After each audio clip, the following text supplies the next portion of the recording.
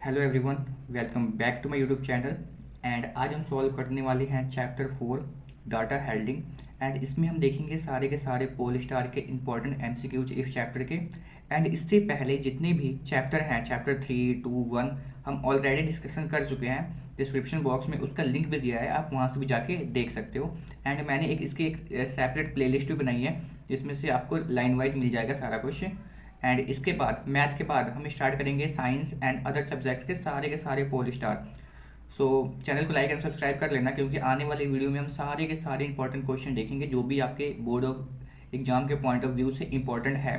ठीक है, तो एग्ज़ाम भी अब आने वाला है, क्योंकि अब यह हो गया हमारा जो मंथ चल रहा है, ये नवंबर चल रहा है, दैन दिसंबर, जनवरी, फेब में तो आपका एग्ज़ाम कन्फर्म में होगा।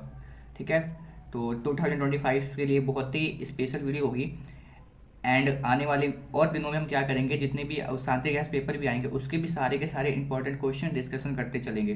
तो चलिए स्टार्ट करते हैं। और ध्यान देना कि इसमें कोई भी क्वेश्चंस में तुक्का ना लगाना, क्योंकि इसमें हर एक क्वेश्चन घुमा फिरा के ही आएगा और आपको कॉन्सेप्ट पता होना चाहिए। अगर कॉन्सेप्ट पता होगा ना तो कोई भी क्वेश्चन आ जाए आप इजीली हैंडलिंग कर सकते हो। जैसे चैप्टर का नाम भी डाटा हैंडलिंग, किसी भी क्वेश्चन को इजी हैंड कर सकते हो।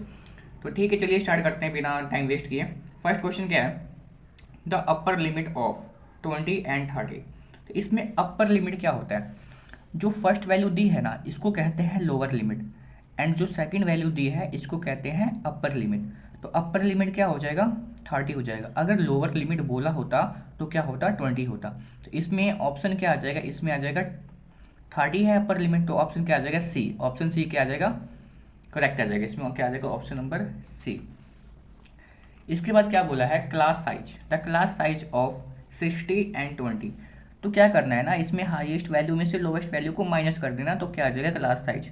तो 60 में से अगर 40 को माइनस करेंगे तो क्या आ जाएगा, 20 आ जाएगा। ऑप्शन नंबर बी आ जाएगा। थर्ड क्वेश्चन क्या बोला है, the class mark of 100 to 150। अब ध्यान देना, क्लास मार्क कैसे फाइंड आउट करते हैं। क्लास मार्क फाइंड आउट करने का तरीका क्या है, इसमें हम क्या करते हैं, अपर लिमिट को लोअर लिमिट के साथ ऐड कर देते हैं। मैंने क्या बोला, अगर आपको क्लास मार्क फाइंड आउट करना है तो अपर लिमिट प्लस में लोअर लिमिट अपॉन में 2, ये कर लेना, आंसर आ जाएगा। अपर लिमिट क्या है, 150 प्लस में 100 अपॉन में 2, यानी कि ये क्या आ गया, तो ये आ गया 350 अपॉन में 2, है ना। 100 नहीं 250 आएगा अपॉन में 2, यानी 2 1 जा 2, 2 2 जा 4, 2 5 जा 10, यानी कि 125 आंसर आ जाएगा। तो 125 कहाँ है, ऑप्शन नंबर डी है 125। तो ये रहा 125। ठीक है, तो इसके बाद है द क्लास 0 से 10, 10 से 20, 20 से 30। क्या है, ये कंटिन्यूज है ना। अगर डिसकंटिन्यूज होता है तो गैप में फर्क आ जाता है, पर ये कंटिन्यूज है। ऑप्शन क्या आ जाएगा, ए आ जाएगा। Tally mark are use to find which of the following. हमेशा टैली मार्क ना फ्रीक्वेंसी फाइंड करने के लिए यूज होता है, तो ऑप्शन नंबर ए आ जाएगा। The probability of getting a head in tossing of a coin.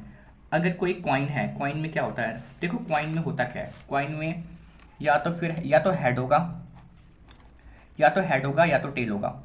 अगर मैं इसको अगर उछालता हूँ तो क्या आ जाएगा, वरना हेड आ सकता है वरना टेल ही आएगा। ये नहीं कि दोनों एक साथ आ जाएगा, यानी कि आने के चांस क्या है, एक ही है ना, यानी वरना हेड आ जाए वरना टेल आ जाए, दोनों में से कोई एक ही आएगा। और टोटल चांस कितने, 1 2, तो हेड क्वाइंस 2 हैं, तो अपोन में क्या आ जाएगा, 2 आ जाएगा। ठीक है, तो ये क्वेश्चन आपको एग्जाम में भी आ सकता है एंड ये थ्योरी वाले क्वेश्चन में भी आ सकता है। तो 1 अपॉन में क्या आ जाएगा, 2 आ जाएगा। 1 अपॉन में क्या आ गया, 2 आ गया। The probability of selecting A vowels from the English alphabet. अब वोवल्स क्या होते हैं ना, हमने बचपन में पढ़ा था AEIOU, यानी कि वोवल्स टोटल 5 होते हैं ना, 5 वोवल्स होते हैं टोटल 5, और इंग्लिश के अल्फ़ाबेट कितने होते हैं, 26। तो 5 अपॉन में क्या आएगा, 26। हमेशा अपॉन में टोटल वाला लिखना है, ठीक है, और जितने आने के चांस होगा उसको ऊपर लिखना है। ठीक है, 5 अपॉन में 26। विच of the following is a random experiment. या रैंडम एक्सपेरिमेंट क्या होता है, रोलिंग ऑफ ए डाइस, हम डाइस को रोल किया, हमें नहीं पता क्या आ सकता है, चाहे ना 2 भी आ सकता है, 3 भी आ सकता है, 6 भी आ सकता है, कुछ भी आ सकता है, हमें नहीं पता, उसको कहता है रैंडम, कुछ भी आ सकता है। थ्रोइंग ए क्वाइन, क्वाइन को हमने थ्रो किया, ठीक है। Choosing A marble from a jar, कोई भी जार है उसमें से हमने आग बंद करके मार्बल निकाल दिया, हमें नहीं पता कौन सा मार्बल हो सकता है, उसका कलर क्या होगा। तो ऑल ऑफ द देम, इसमें से रैंडम एक्सपेरिमेंट ये भी हो जाएगा, ये भी हो जाएगा, ये भी हो जाएगा। ऑप्शन नंबर क्या आ जाएगा, डी आ जाएगा, ऑल ऑफ देम। इसके बाद जो ट्रू फॉल्स है क्या बोला गया है, there is no difference between bar graph and histogram. Histogram क्या, बार ग्राम एंड हिस्टोग्राम में कोई डिफरेंस नहीं होता। तो हमें पता होना चाहिए बार ग्राफ क्या होता है एंड हिस्टोग्राम क्या होता है, ये हमें अच्छे से क्लियर होना चाहिए। तो अगर आपने क्वेश्चन में भी किया होगा बार ग्राफ क्या होता है, बार ग्राफ आपको कुछ ऐसे दिखता है, इसमें क्या होता है बीच में गैप सा होता है बार ग्राफ में, और जो हिस्टोग्राम है ना उसमें क्या होता है कोई भी गैप नहीं होता। तो ये तो क्लियर हो गया जो बार ग्राफ और हिस्टोग्राम है दोनों में क्या है डिफरेंसेस भी है। नीचे कुछ थ्योरी भी लिखी है उसको आप देख सकते हो। Bar graph compares data across categories by like histogram so the distribution of a single data set. तो ये है bar graph and histograph and इसके बीच में डिफरेंस तो हमें क्लियर दिख रहा है, इसमें गैप है इसमें गैप नहीं है। तो इसमें क्या बोला था, जो इसमें है इसमें बोला था जो बार ग्राफ है एंड हिस्टोग्राफ है इसके बीच में कोई भी डिफरेंस नहीं है, बिल्कुल है। इसका क्या आ जाएगा फिर, इसका आ जाएगा फॉल्स हो जाएगा। Histogram is a bar graph with gap between two adjacent rectangles. अरे क्या बोल दिया इसने, हिस्टोग्राम में भाई कहाँ गैप होता है, विथ गैप बोला है, गैप होता ही नहीं है ना, तो इसमें भी क्या आ जाएगा फॉल्स हो जाएगा।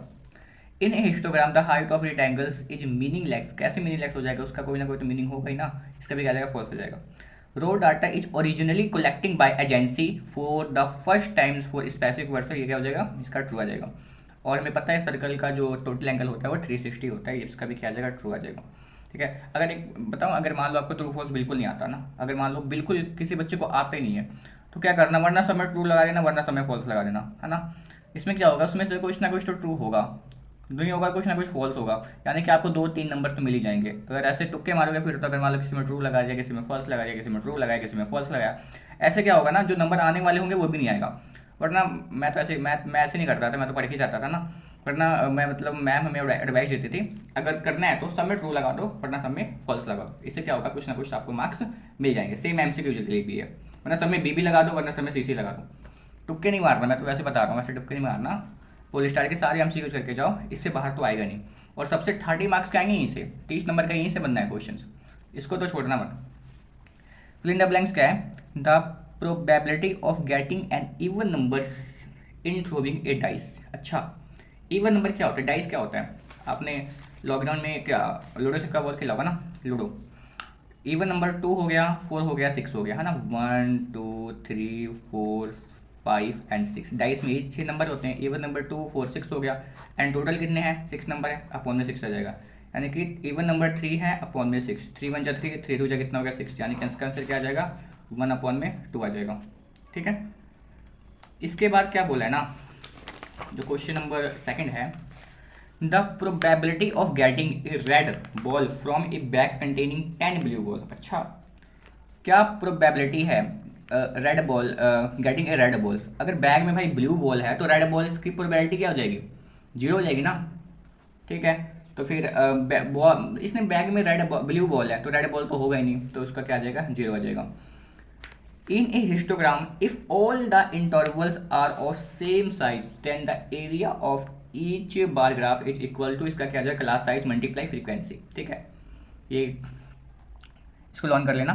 एंड इसके बाद क्या बोला है, dash gives the number of times a particular entry given in the following data, तो क्या आ जाएगा फ्रीक्वेंसी हमें देता है। ठीक है, इसके बाद ए 50 to 60 in A class interval. ठीक है, class intervals of A group, इसमें लोअर लिमिट पूछा है, तो लोअर लिमिट क्या होगा, फर्स्ट वाली वैल्यू लोअर एंड सेकंड वाली वैल्यू क्या होती है अपर लिमिट। तो क्या लोअर लिमिट क्या है 50 है, तो यहाँ पे क्या आ जाएगा 50 आ जाएगा, आप लिख सकते हो यहाँ पे 50, यहाँ लिखा भी है 50। ठीक है, यहाँ से भी आप देख सकते हो मैचिंग कर सकते हो। हाँ, कितने बार क्या होता है ना, इसमें भी आंसर रॉन्ग होते हैं। तो एक लास्ट क्वेश्चन है जो कि मैं आपको देना चाहूँगा, इसको एक बार सॉल्व करके एंड इसका आंसर मुझे दे देना। ये क्वेश्चन है, ठीक है, आप देख सकते हो। One letter is selected from English alphabet, find the probability that it is first है वोवल्स एंड सेकंड है कंसोनेंट। ठीक है, तो मिलते हैं इसके नेक्स्ट वीडियो में, एंड इसके नेक्स्ट वीडियो में करेंगे squares and square root, and few days के अंदर हम क्या करेंगे, मैथ का पोलिस्टार आपका कंप्लीटली सॉल्व हो जाएगा एंड हम मूव कर जाएंगे नेक्स्ट पोलिस्टार पे। सो मिलते हैं इसके नेक्स्ट वीडियो में। So thank you for watching this video, thank you.